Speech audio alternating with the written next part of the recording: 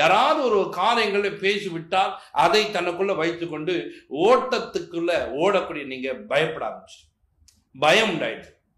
பாருங்க, ஒரு சின்ன காரியம் பாருங்க, நாளைக்கு வரும்போது சாயந்தரம் வரும்போது என்ன பண்றேன் அப்படின்ட்டா ஒரு கணவன் சொல்ற, அந்த கணவனோடு தான் 10-15 வருஷம் வாழ்ந்தவங்க, அந்த கணவன் சொல்லுற வார்த்தைக்கு அப்படி ஒரு நடுக்கம். என்ன பண்ணுவாரோ, என்ன ஒன்றும் பண்ண மாட்டார் என் கணவன், என்ன பண்ணுவார், 2 திட்ட போறாரு. அவர் என்னுடைய கணவன், அவர் என்ன பண்ண மாட்டார், வேதனைப்படுத்த மாட்டார், என்ன துக்கப்படுத்த மாட்டார். அப்படியே அடிச்சாலும் கொஞ்சம் பற்றி பேசுவார். அந்த இது இல்லை. இவங்க என்னமோ ரொம்ப பயத்துன்னு வேற மாதிரி ஒரு காரியங்களை திங்க் பண்ண ஆரம்பிச்சிடுவாங்க. ஒரு சிலரை பார்க்கிறேன் நான், பாருங்க, ஒரு கடங்காரம் வந்துட்டோன்னா அந்த கடங்காரம் வந்து நின்று ஒரு பயம் எடுத்துக்கும். இன்னைக்கு நிறைய பேருடைய வாழ்க்கையில இவ்வளோ பெரிய பிரச்சனையை சந்திக்கூடாது. பார்க்கணும், அவங்கள பார்க்கும்போது வெளில பார்க்க அவ்வளோ தைரியமாக வருவாங்க. அந்த கம்பெனிக்குள்ள போகும்போது பயத்தோடு போவாங்க. ஏன்னா பயம் அவங்கள ஆண்டுக்குள்ள. வேதம் சொல்லிட்டு பயப்படாத, நான் உனக்கு துணை நிற்கிறேன்னு சொல்ல.